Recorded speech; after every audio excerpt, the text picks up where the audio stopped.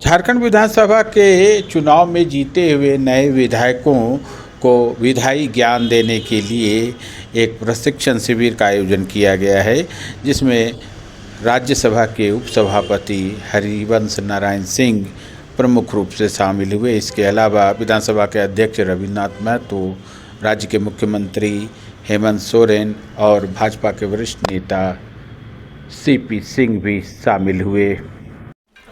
तब आप तारांकित प्रश्न के माध्यम से प्रश्न पूछ सकते हैं।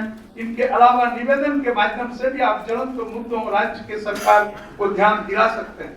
गैर सरकारी संकल्पों के माध्यम से अति लोक महत्वपूर्ण विषयों पर आप सरकार का आश्वासन प्राप्त कर सकते हैं और उन जनहित के मामले को मुक्त रूप प्रदान कर सकते हैं।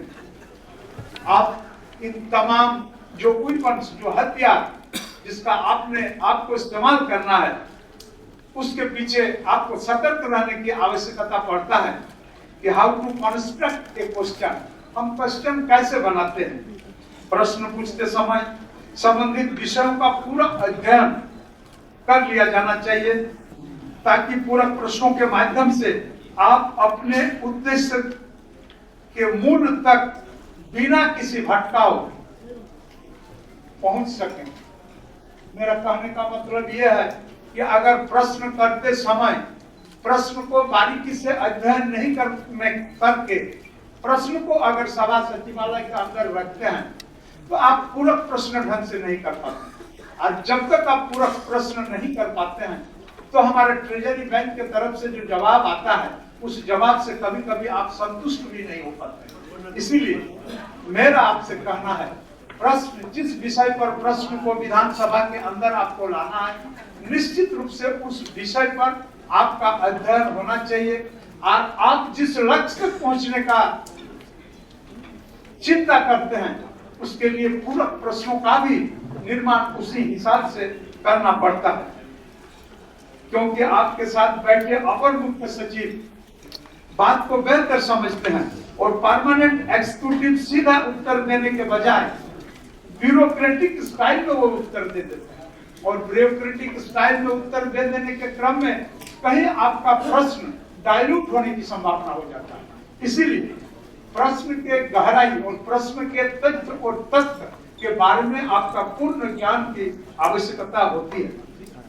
इसके बाद हम पूरक प्रश्न करते हैं। इन पूरक प्रश्नों का महत्व क्या है, इसको ऐसे समझना चाहिए कि मॉन्टेग्यू चंद्स कोड रिफॉर्म्स 1919 के बाद सेंट्रल लेजिस्लेटिव असेंबली में भारतीय सदस्यों को शामिल किए जाने लगा, तब बहस के दौरान भारतीयों को पूरक प्रश्न पूछने का आजादी नहीं।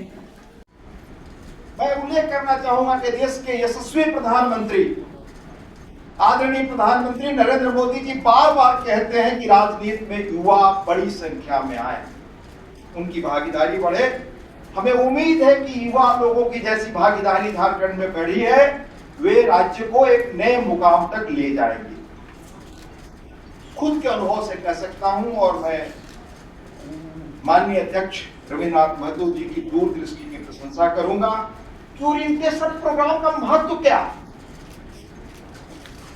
यह अलग सवाल है कि सभी विधायक मौजूद हैं, नहीं मौजूद हैं, जो भी मौजूद हो, पर उसका महत्व क्या है। अभी मैं पिछले 1 महीने में 2 ओरिएंटेशन ऐसे प्रोग्रामों में मुझे रहने का मौका मिला।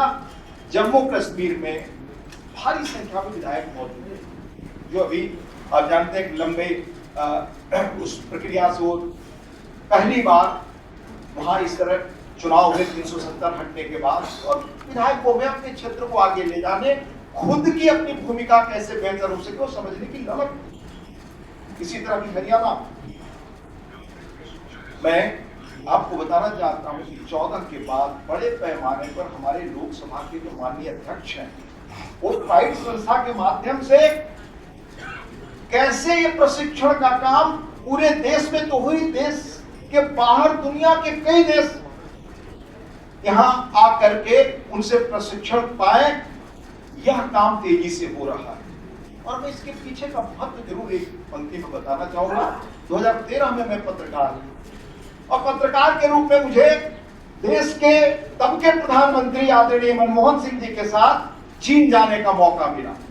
चीन के लोगों ने तब के हमारे आदरणीय प्रधानमंत्री जी को जो चीनी कम्युनिस्ट पार्टी का सबसे बड़ा ट्रेनिंग सेंटर था वहां निमंत्रित किया,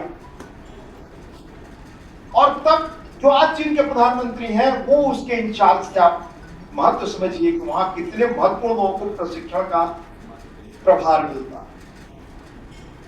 हम गए, वहां हमने क्या देखा, वो देश अपने लोगों को प्रशिक्षित कर रहा है जो भावी नेतृत्व देने वाले हैं या जो नेतृत्व कर रहे हैं, जो माननीय मंत्री हैं, विधायक हैं, या जो भविष्य में आने वाले हैं। पार्टी चुन करके लाती थी, वहां तो पार्टी एक ही के सरकारी स्वरूप में काम करती थी। कि आज से 10 वर्षों बाद, 5 वर्षों बाद आने वाली बदलती दुनिया कैसी होगी, उस दुनिया के अनुरूप संघाई में, पीकिंग में, चीन में, पूरे देश के लेवल पर क्या जरूरतें होंगी।